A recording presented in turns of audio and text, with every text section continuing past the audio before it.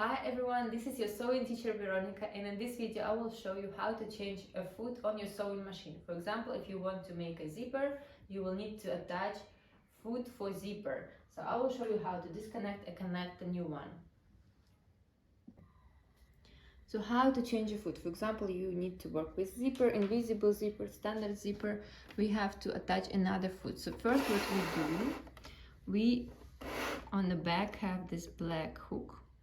Every machine has it the same, can be different colors, but we just press it like that and that's it. You remove the old one. Let's try one more time. We press this, and then with your machine basically you have a couple of foot. For example, this one will be in the set with your machine. This is foot for zipper. You can connect it on the right side or on the left side. So this part will be connected left or right. For us right now, it doesn't matter which one we're going to use. And you have here on your machine like this gap, this one. So this has to be connected with the gap.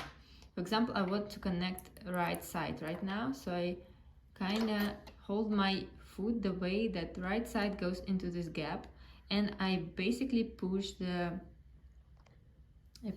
button, and at the same time push this into the foot into this space, and then I release the button and it stays there. Let's try one more time.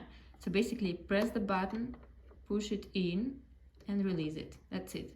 If this doesn't work, sometimes it's really hard to do this. What I do, I place my foot below this gap, so it's kind of has to be connected, and then I just put the foot down.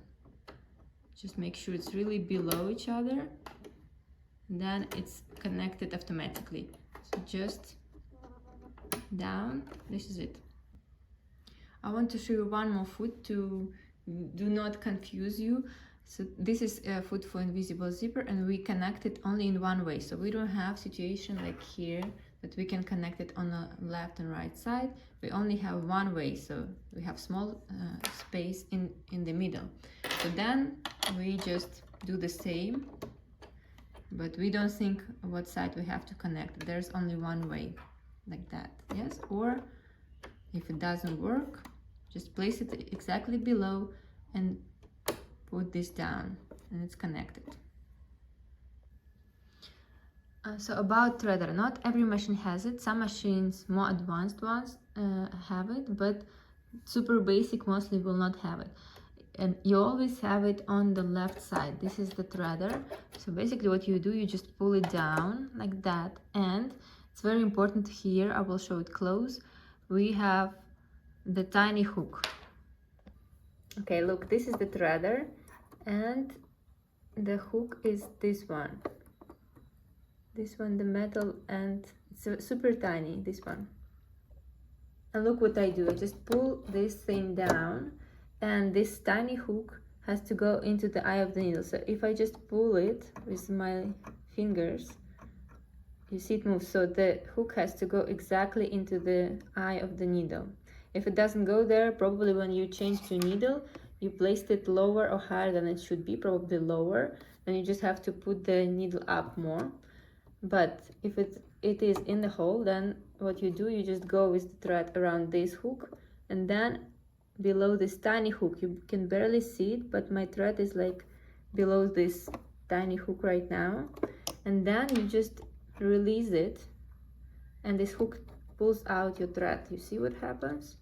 So you went through the eye with the threader and just pull it out, and this is it. You went through the eye. Let's do it one more time. So like that, the threader down, then you push it into this eye, then this hook and the tiny hook, and just release it. This is it. Just make it one thread, pull out till the end. That's it. What I also want to say, that sometimes this small hook that you have on the very end that goes into the eye, sometimes it's broken. For example, when I said you have situation that it's not going into the eye, it means that your needle probably is not at the right spot, so it should be I think, a bit higher, so you have to push it up, and it's not working, but you still try to push, you can break this tiny hook, and then your threader is not going to work. So be careful. It's super small and it's easy to break it. On some of my machines it's broken, so do not make my mistake. Don't push it when it doesn't work, and just make sure your needle is in the right spot. Thank you for watching. If you have any questions, please leave them in the comments. I will answer as soon as possible. And if you're interested in learning sewing, check my online course. The link will be in description. And I see you in my next videos. Bye bye.